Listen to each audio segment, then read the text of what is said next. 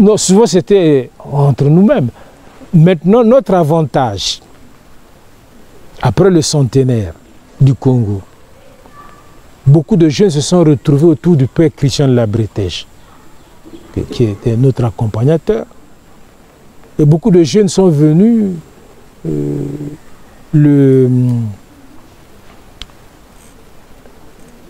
demander au père Christian Labretèche de les accompagner.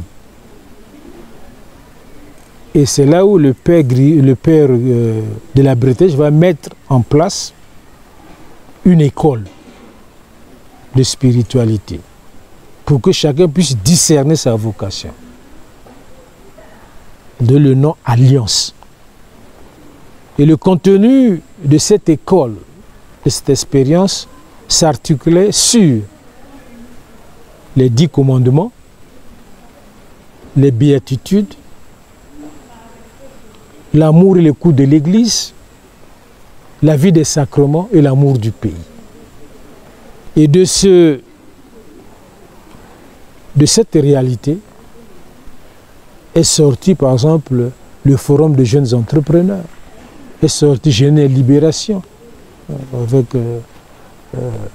l'abbé Jonas et la branche de ceux ou celles qui voulaient se consacrer à Dieu. Si j'ai une bonne mémoire, il y a aussi l'abbé Léonard qui a été vicaire général à la chute de Brazzaville. Léonard Milongo. L'abbé Macuisa. Germain Macuisa. Et il y avait aussi une autre initiative, les camps de formation. À Voka, à Kibosi, à Kibwende, à Manzandunga. Mais vous, comment vous faites l'entrée au séminaire, justement? Quand vous partiez voir... lorsque je vais voir Monseigneur Singa, oui, il me demande de terminer mes études universitaires.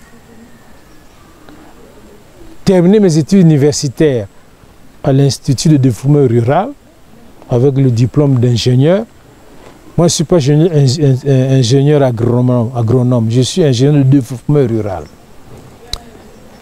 Je suis reparti le voir et c'est comme ça qu'il me présente à Monseigneur Kombo. Et de là, vous faites l'entrée au séminaire? Oui. Donc, je suis reçu par Monseigneur Kombo.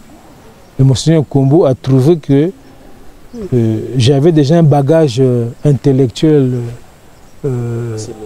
assez académique, assez nourri, une expérience.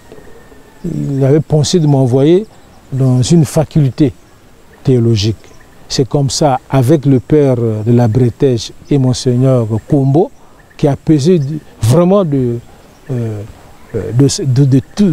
son poids avec ses capacités énergétiques de discernement, de m'envoyer à Rome, au séminaire français. En 93, c'est ça? En 91. J'arrive au séminaire français, j'ai fait mon cycle normal, parce qu'à la grégorienne, il y avait la possibilité de ceux qui avaient déjà un bagage intellectuel assez poussé, de faire la philosophie en une année, la philosophie intégrative. Nous étions 4, 3, nous sommes devenus prêtres. Et il y avait un, Debussy Alexandre, qui vient d'être nommé évêque en France. Voilà. Donc, j'ai fait mon séminaire normalement. À la fin de mon séminaire 97-98, l'épiscopat a demandé que je sois formateur au grand séminaire. Je suis revenu, j'ai enseigné quelques mois au grand séminaire et il y a eu les événements de 98. 98, bon, je suis reparti. Monseigneur Kombo m'a demandé d'aller continuer mes études en spiritualité. J'ai fait un doctorat en théologie spirituelle.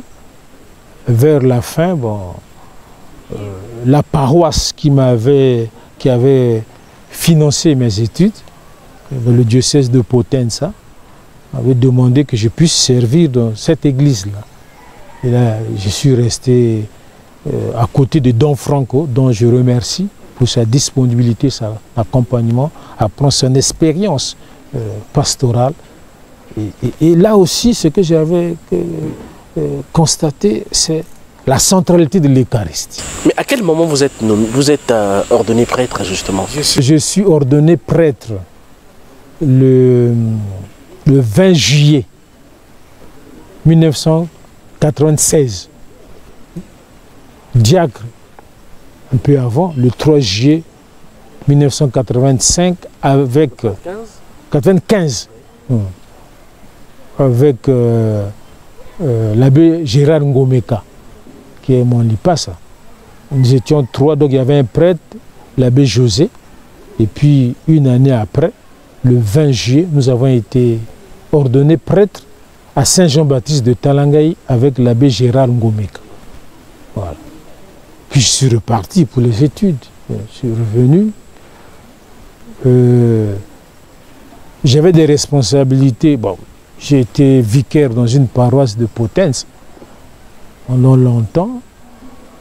Et ensuite, l'évêque de Potenza, Monseigneur Superbo, m'avait demandé d'assurer l'animation pastorale dans une commune de la Basilicata de 2000 habitants comme administrateur paroissial. Et c'est de là que les évêques vont me demander la disponibilité au secrétariat de la conférence épiscopale du Congo. Alors, oui, du secrétariat de la conférence épiscopale, en 2013, oui, le pape Benoît XVI vous consacre évêque. Le 22 février 2013, le pape Benoît prend la décision de l'érection du diocèse de Gamboma. Bon, moi je ne m'attendais pas à ça. Je ne m'attendais pas à ça. Parce que, pour dire la vérité, j'étais ancré dans la pastorale, dans le diocèse de Potenza, tout en ayant l'idée de revenir travailler au Congo. Alors, lorsque cette décision est arrivée, le nonce avait demandé ma disponibilité, je suis parti. Mais avant de prendre la décision, ensemble, on a prié. Il m'a laissé un mot, je suis passé de la chapelle. J'ai prié, j'ai dit, mais bon, Seigneur, vous connaissez mes limites, ma finitude, mes compétences. Donc dans cette réalité que vous me demandez par le Saint-Père, que le Saint-Esprit m'aide. Alors j'ai accepté. Charge. Dans l'humilité, dans l'humilité. Le 21 avril de la même année. Le 21 avril, je suis ordonné évêque. Le tout premier. Le tout premier diocèse de Gamboma. Et le consécrateur principal, c'était Monseigneur Milandou. Voilà. Bon, pourquoi l'érection du diocèse de Gamboma? Bon, la sociologie, l'expérience pastorale de ceux qui ont œuvré ici, et surtout de Monseigneur Kombo, Monseigneur Singa, Monseigneur Kombo, je peux dire tous ces aînés, hein. Monseigneur Émile, Monseigneur Benoît Gassongo, Monseigneur Singa, Monseigneur Abanya, Monseigneur Portela. Bon, je dirais plus l'analyse de Monseigneur Kombo et de Monseigneur Abanya, cette zone-là qui correspond au département des Plateaux, il y avait un défi majeur. L'ancrage des gens dans le fétichisme et l'oscillation entre les valeurs chrétienne, ancestrale et moderne. Défi de la famille. Donc surtout l'ancrage, le fétichisme, une vision fétichiste de la réalité. Alors le Saint-Père, en écoutant l'expertise des évêques du Congo et des évêques du lieu et de la congrégation de l'évangile des peuples, a pensé qu'il était nécessaire l'érection de ce diocèse pour l'évangélisation en profondeur du tissu culturel dans les plateaux. Pourtant, Monseigneur, sans vous couper, le diocèse de Wando couvrait jusqu'ici avant qu'il ne soit... Est-ce que la pastorale ne suffisait pas ou encore il y avait manque de prêtres vers cette zone? Voilà pourquoi il fallait ériger coûte que coûte un diocèse auquel vous êtes le premier évêque. Vous allez regarder le plan de cette église-là, de cette église cathédrale et le presbytère qui est devenu pour le moment évêché et paroisse. Monseigneur, le père Afmans, il était déjà visionnaire. Le père Afmans, lorsqu'il a construit, a fondé cette paroisse, il avait une visée que demain, c'est un projet de Monseigneur Singa. C'est un Singa. Parce que la proximité pastorale est une réalité très importante pour l'évangélisation en profondeur. Nous avons des catéchistes, nous avons des prêtres, nous avons des personnes consacrées. Cette proximité demande, je pourrais dire, la présence effective des agents pastoraux dans le milieu. Nous avons des grands villages, des grandes communautés. Il faut la présence du prêtre. Par exemple, la célébration de l'Eucharistie. Parce que moi, j'y crois. Hein? La célébration de l'Eucharistie est centrale dans l'évangélisation en profondeur du tissu culturel. Vous savez, le grand diocèse, vous allez faire les statistiques, le grand diocèse de Wando, il y avait peu de prêtres. Est-ce qu'il se posait un problème de vocation? Bon. Puisque vous parlez du fétichisme qui s'est installé, est-ce qu'il y avait un problème de... Moi, je fais une distinction entre le fétichisme et la religion traditionnelle africaine. À ne pas confondre. La religion traditionnelle africaine a 3 ou 4 piliers. C'est la recherche de l'harmonie, avec les forces spirituelles, la recherche de l'harmonie avec soi-même, la recherche de l'harmonie avec ses semblables et la recherche de l'harmonie avec l'environnement. Maintenant, le fétichisme, c'est autre chose. C'est des croyances. C'est tellement ancré. Par exemple, le problème de la sorcellerie. Le problème de la sorcellerie n'est pas lié seulement au plateau.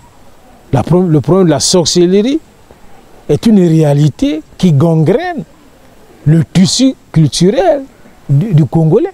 Est-ce que vous, en arrivant comme premier évêque du diocèse de Gamboma, vous avez pu ramener ceux-là qui partaient vers le fétichisme, vers le Christ?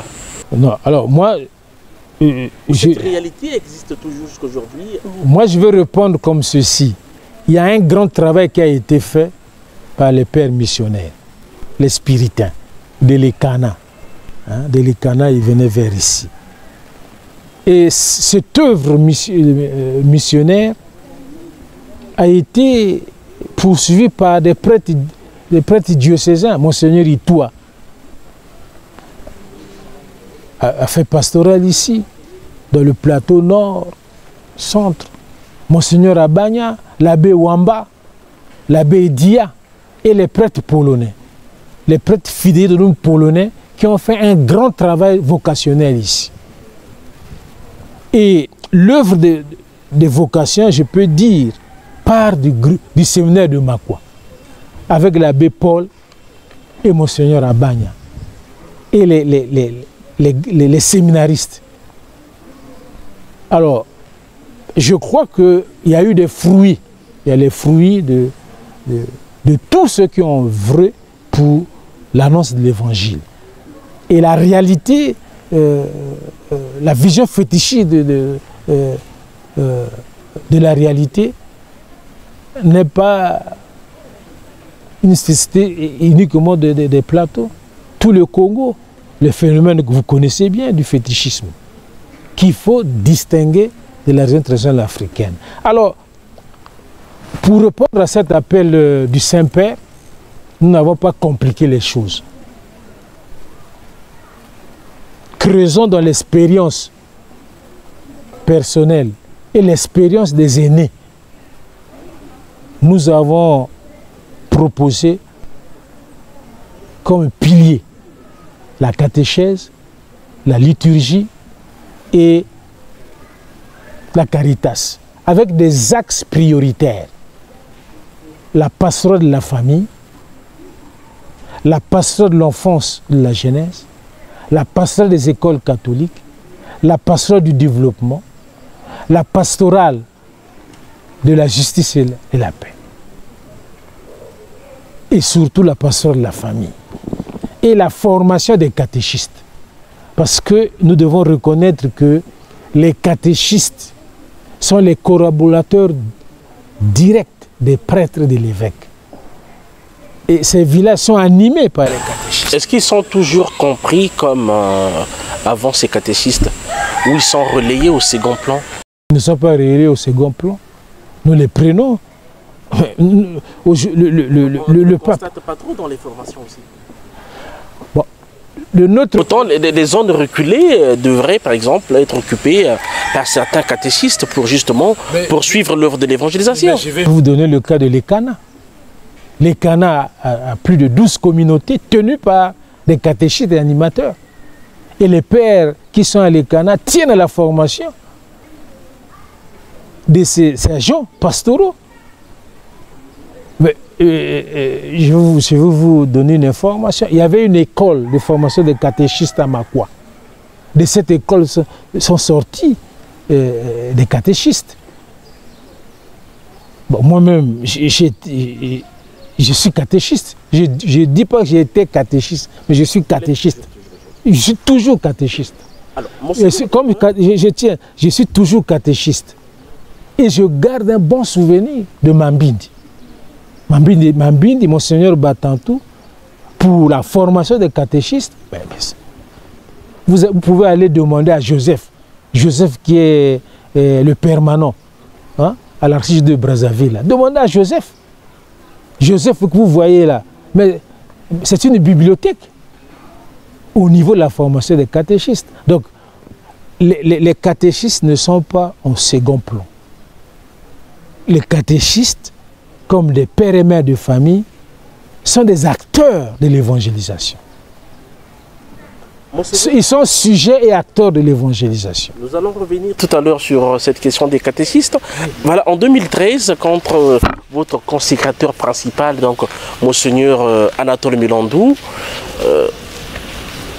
dit dans son homélie, je cite, « Vous êtes appelé à être un guetteur, un veilleur comme Jésus. L'évêque doit consacrer une demi-journée à la prière. L'Église se veut être pauvre et que la mission confiée à l'évêque de Gomboma est de rassembler toutes les brebis égarées et les ramener dans le troupeau. » Voilà ce que disait Monseigneur Mirandou lors de votre prise de possession canonique le 21 avril 2013. Un commentaire là-dessus?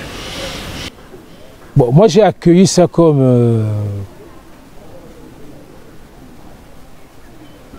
élément et comme orientation. La prière est centrale dans la vie d'un prêtre. La prière, le cœur à cœur, prendre son temps devant le Saint-Sacrement, de prier. Parce que tout ce que nous faisons, on passera, ce sont des mérites du Christ. Ce sont les mérites du Christ. Alors c'est pourquoi, concrètement, l'action pastorale avec les prêtres nous avons voulu premièrement faire une action à Makotipoko pour la passerelle du fleuve. Ensuite, nous avons pensé aussi réouvrir Abala, qui était fermé pendant plusieurs années. Donner encore du punch à Olombo, ériger des paroisses, donc Etchouali, vous avez Etchouali, Makotipoko, la deuxième paroisse de Gomboma, Père, Moussende passe à Indolo, Mbon, une communauté. Est-ce que face à cela, Monseigneur, sans vous couper, ces communautés n'existaient pas ou ça existait mais ça patinait à décoller? Non, non. Les communautés existaient. Il fallait leur donner une forme juridique de paroisse. Il y a des communautés dans le sud de Gomboma où je disais aux prêtres, si vous arrivez dans ces milieux-là, c'est aux prêtres de s'intégrer dans cette paroisse-là. Faire l'intégration. Parce que c'est des paroisses qui avaient une certaine manière de faire. C'est-à-dire où les laïcs étaient très engagés. Donc, ce que Monseigneur Milandou a dit, c'est des défis pastoraux. Et ces défis pastoraux sont que nous devons les vivre de manière permanente pour, premièrement, assimiler, intérioriser. Mais la problématique, par exemple, la pastorale des jeunes, depuis le père Ahmans, Monseigneur Itoua, Monseigneur Abanya, l'abbé Wamba, les pères polonais, c'est que nous accompagnons les jeunes. Mais lorsqu'ils arrivent en terminale, ils vont ailleurs pour des études. Donc il faut recommencer la formation. Est-ce que quand vous prenez votre prise de possession canonique, il y a eu certaines peurs qui s'est installée en vous? Voilà pourquoi dans votre mot, ce jour-là, vous demandez à la chrétienté de vous accompagner dans cette lourde charge et surtout dans la prière. Oui, mais c'est la prière du peuple de Dieu. C'est la prière du peuple de Dieu. Mais l'humus spirituel ne peut pas pousser. Il y a une communion. Hein? Il y a une communion entre l'évêque et le peuple de Dieu. Le peuple de Dieu porte l'évêque. Et l'évêque porte aussi le peuple de Dieu. Et cela, c'est fait par la disponibilité, l'humilité. Et généralement, moi, lorsque j'arrive dans une paroisse, même un bébé, je salue un bébé. Je salue les jeunes. Je salue les enfants. Cette proximité. La proximité de l'évêque avec le peuple de Dieu se fait au quotidien, dans le dialogue. Et c'est vrai, le veilleur, le guetteur, visionnaire. Hein? Être visionnaire, c'est pourquoi je parle. Ce qu'on peut faire avec les énergies que Dieu nous donne, les autres vont continuer cette œuvre-là. 11 ans d'épiscopat, Monseigneur, 12 paroisses, 48 prêtres, 3 diacres, 15 religieux, dont 13 religieuses, 2 religieux, 27 séminaristes, 66 catéchistes. Dans les 66, vous avez 18 femmes et 48 hommes. Est-ce que pour un pasteur, ce défi, ce petit défi, par rapport à la vision que vous avez eue, montre que votre épiscopat va de l'avant? Nous, en septembre dernier, nous avons tenu l'écoute diocésaine. On n'a pas fait du bruit dans le style synodale. Et dans cette écoute synodale, nous avons fait l'autocritique. Il y a des choses que nous n'avons pas pu faire, que nous devons avoir l'honnêteté et des énergies suffisantes pour chercher des pistes pour faire mieux. Il y a des choses que nous avons pu faire, nous rendons grâce à Dieu. Et je crois que ce qui est essentiel, à mon avis, et je le dis toujours, c'est de faire de Jésus-Christ la respiration de nos clans, la respiration de nos ethnies. Et d'où le défi de l'évangélisation. Le défi de l'évangélisation, c'est un défi permanent. On ne peut pas dire qu'on est arrivé. Non. L'œuvre de Dieu demande seulement notre disponibilité.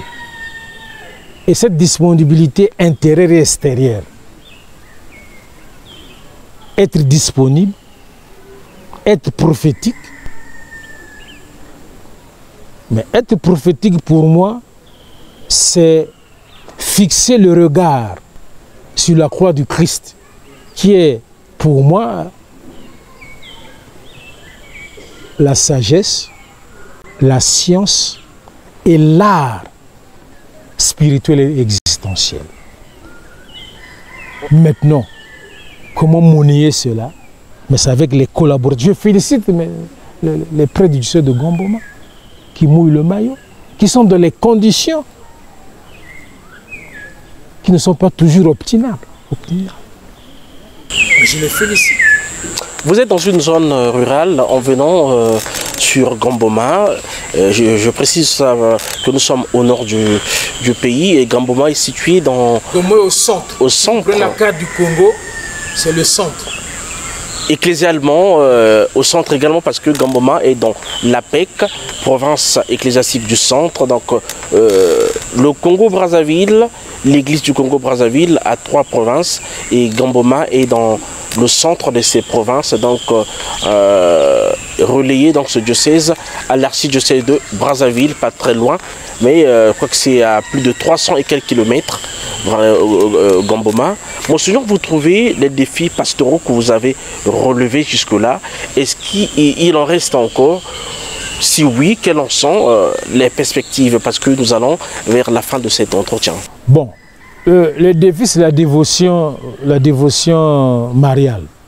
La dévotion mariale doit conduire les gens à l'engagement au quotidien. L'engagement au quotidien. Et cet engagement au niveau de la famille, parce que je pense que la famille, malgré les crises, la famille reste et demeure le lieu de transmission des valeurs. Donc, la famille, si les chrétiens aujourd'hui prennent conscience, ils prennent conscience pour que la famille soit le lieu d'évangélisation. Pourquoi je le dis? Parce que l'assiette de caractère religieux est diversifiée aujourd'hui. Dans une même famille, nous sommes à Gamboma.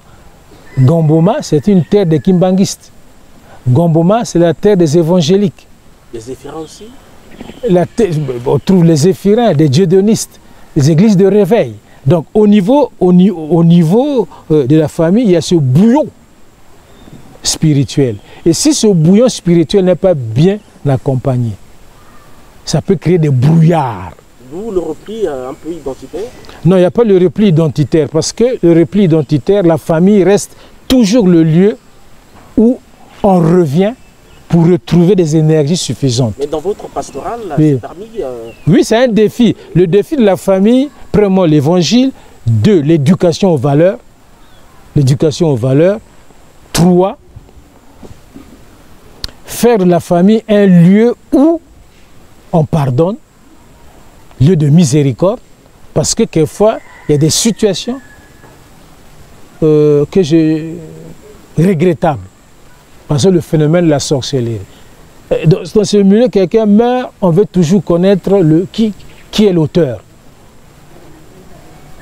Est-ce que c'est pour autant dit que la religion catholique n'est pas encore très bien entrée ici?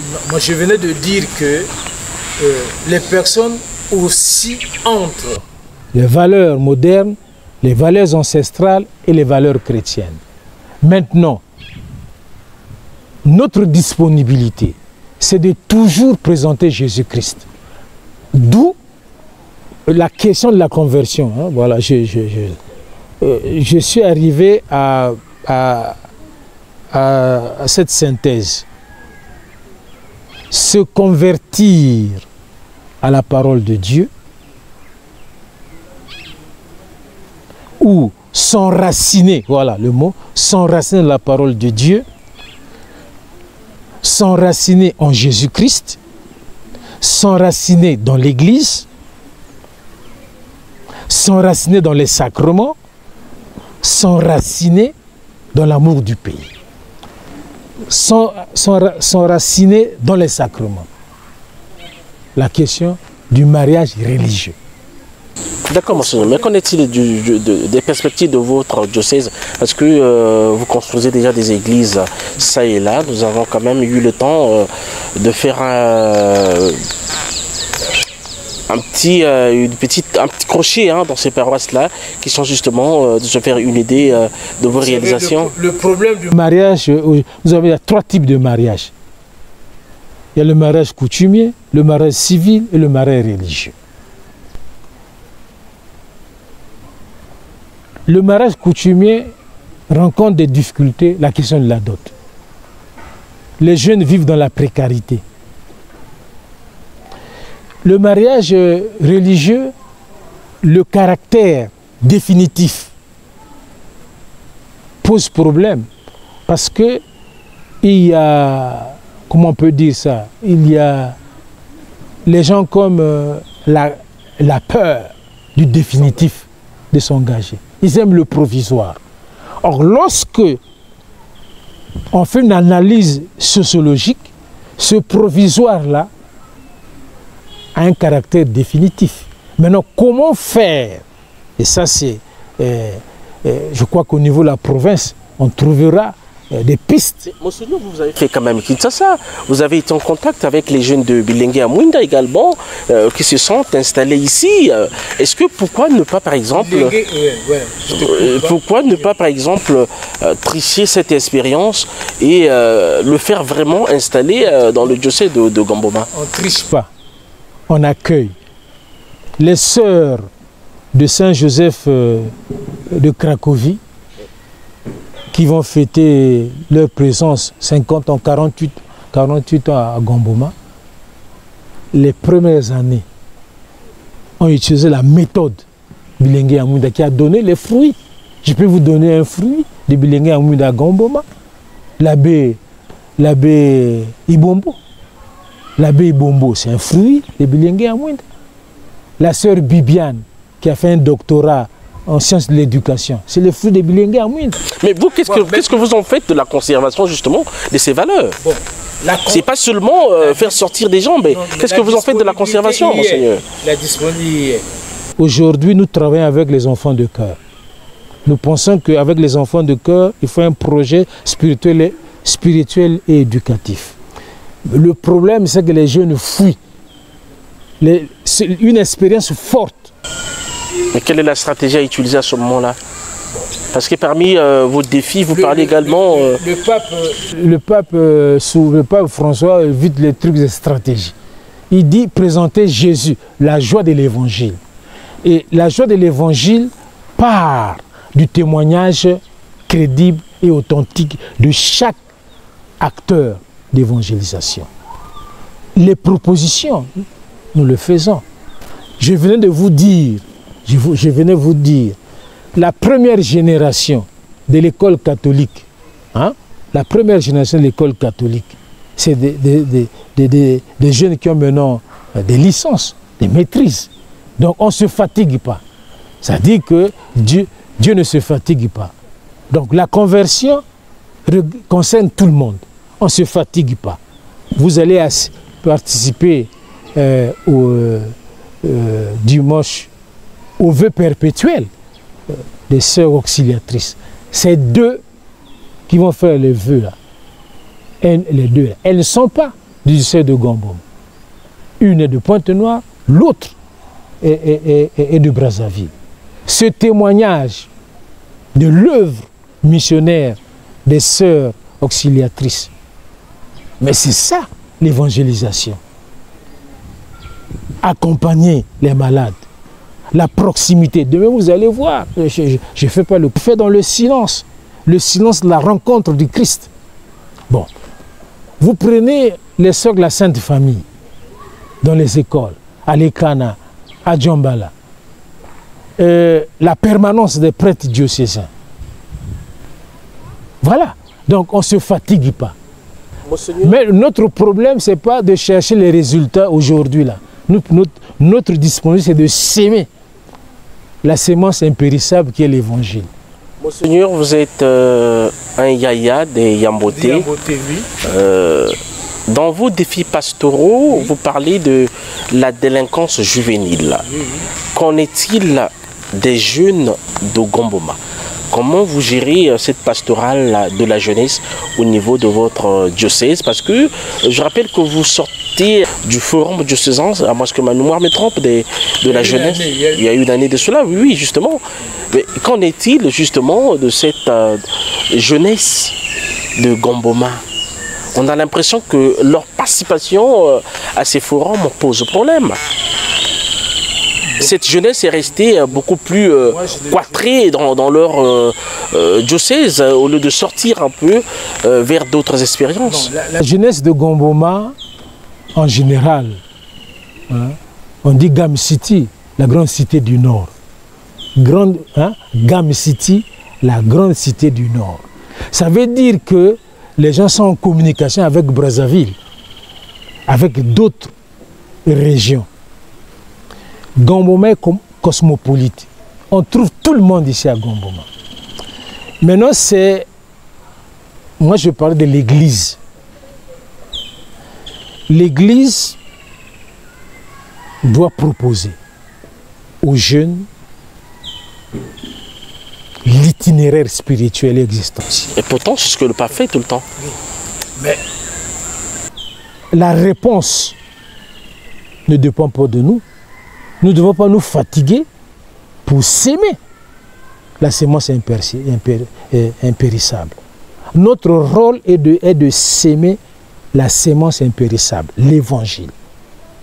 Et cet évangile, c'est pas par la parole et par les actes. Aujourd'hui, nous parlons du diocèse de Gamboma. Il y a 100 ans, on ne parlait pas du diocèse de Gamboma. Mais aujourd'hui, il y a un diocèse. Cela veut dire que l'œuvre de Dieu continue. Mais c'est notre disponibilité c'est-à-dire que de développer la capacité avec l'action de l'Esprit Saint de se convertir aux valeurs nobles et chrétiennes. Monseigneur, êtes-vous fier de votre sacerdoce? Mais je suis fier, comme disent, je suis fier. Je suis fier. Moi, au moment où je vis mon quotidien dans l'humilité, dans l'abaissement, en reconnaissant mes défauts, mes limites, ma finitude et la grâce de Dieu, je suis fier. Mambine disait toujours, aujourd'hui je l'expérimente, il disait, je suis fier d'être prêtre diocésain. Et souvent je dis, moi je suis fier d'être prêtre diocésain à 100%. Monseigneur, vous êtes vice-président de la conférence épiscopale. Là, c'est pratiquement la fin de notre entretien. Vice-président de la conférence épiscopale du Congo. Quelles sont les relations que vous avez avec vos confrères dans l'épiscopat? C'est des relations de fraternité, de communion, de soutien spirituel. La preuve, lisez nos déclarations. Si vous lisez nos déclarations, vous allez percevoir la communion entre les évêques. Cette disponibilité. l'accompagnement. Nous, on n'a pas besoin de faire beaucoup de discours. Il y a des choses qu'on vit intérieurement. On vit intérieurement. Le fruit, vous avez parlé des provinces. Entre vous, il y a eu une fraternité sacerdotale fiable. Il y a une fraternité. N'écoutez pas le radotage. Voilà pourquoi nous venons à la source, parce que vous êtes vice-président. Oui, mais n'écoutez pas le radotage. Il y a une action prophétique qui se fait. L'action prophétique des évêques du Congo n'a pas commencé aujourd'hui. Ça a commencé depuis nos aînés. Hein? L'intuition prophétique de Monseigneur Mbemba. Hein? Vous êtes des mass médias. Je vais vous donner un petit service à faire.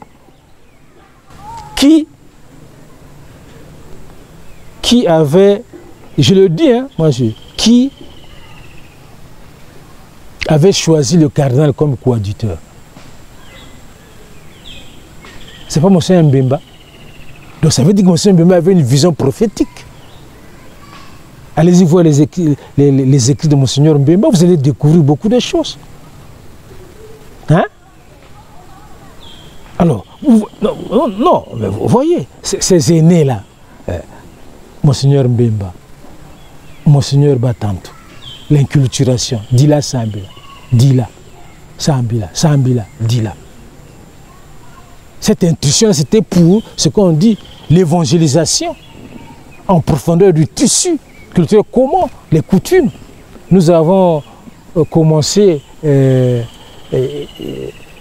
petite expérience de la scola populaire à l'Ekana. Et ça a marché? Mais ça marche. Jusqu'aujourd'hui. Oui, il y a une petite scola là-bas. Et à Gamboma? À Gamboma, il faut du temps. Pourtant, vous aimez beaucoup la scola. Il faut du temps. Dila Sambila Mabaya. Donc, tout dernièrement, nous avons accueilli la scola populaire de Saint-Louis, de Brazzaville. Ils sont venus ici. Donc, voyez-vous ces aînés-là. Monseigneur Singa, c'est, je pourrais dire, le disciple de l'obéissance. Monseigneur Kombo, c'est la passerelle de la politique. Donc, en revenant, le fait que nous, les évêques du Congo, chaque année, nous avons une retraite. C'est un lieu de communion. C'est un lieu de fraternité. Nous avons une assemblée plénière. Nous avons une session pour harmoniser, écouter ce qui se passe dans les commissions. Il y a un travail qui se fait. Monseigneur, c'est la fin de cet entretien. Merci beaucoup de nous avoir reçus chez vous dans votre diocèse. Très rapidement. Moi, j'ai été confirmé par le cardinal Émile Biaïnda. Mais je n'en parle pas beaucoup. J'ai été confirmé par le cardinal Émile Biaïnda. Le jour qu'il m'a confirmé, il m'a vu en 75 au centre de Jésus. Il dit, tu es très jeune, va de l'avant. 3 ans après, c'est son décès. Merci beaucoup, Monseigneur. S'il vous avait été demandé très humblement de conclure cette émission, que diriez-vous? Vous avez l'objectif devant vous. Rendre grâce à Dieu. Dire merci à la disponibilité des agents pastoraux du diocèse de Gamboma. Prêtres, personnes consacrées, les catéchistes, le peuple de Dieu. Et de se laisser formater par le logiciel de Dieu. Et ce logiciel est impérissable, afin que nous puissions participer à l'œuvre de la création et de la rédemption. Depuis la terre de Gamboma, du sud de Gamboma, en participant à cette émission, je porte dans mon cœur le peuple de Dieu, notre pays. Il y avait un thème sur l'environnement, qui est un défi majeur dans les plateaux, l'environnement, la protection de l'environnement. Et je porte chacun de mes confrères évêques. En parlant, je pense à eux. Et que Dieu nous bénisse. Amen. Les gens vous apprécient beaucoup par votre expression en lingala, la langue du terroir. Est-ce que on peut avoir cette conclusion en lingala aussi? Kotingama na Yesu Christ na bolobeli ya Mama Maria losambo etoka pe ebela pona ngolu ya Nzambe. Merci beaucoup, monseigneur. Ouais, merci. Voilà, c'est la fin de cet entretien que nous avons eu avec Monseigneur Urbain Gassongo, premier évêque du diocèse de Gomboma, un diocèse dénombré du diocèse de Wando, le grand diocèse de Wando. Alors, il a été notre invité sur ce plateau de Face aux chrétiens pour nous parler justement des défis pastoraux, mais aussi des perspectives de ce diocèse, sinon en gros de ce qu'est le diocèse de Gomboma. Merci beaucoup à vous, merci à Dessin Bikuta de l'autre côté de la régie et de la caméra, grâce à qui, je l'ai toujours dit et rappelé, le son et l'image vous parviennent. Merci au Père Armand Moudilou depuis le diocèse de Grenoble. Merci à vous également de l'autre côté de l'Équateur. Nous sommes là en Amérique latine. Et merci beaucoup au colonel Yvan pour son soutien multiforme à cette chaîne. Quant à moi, Lilian Chanel, je vous dis grand merci et on se retrouve à une prochaine occasion avec d'autres thématiques. D'ici là, portez-vous bien.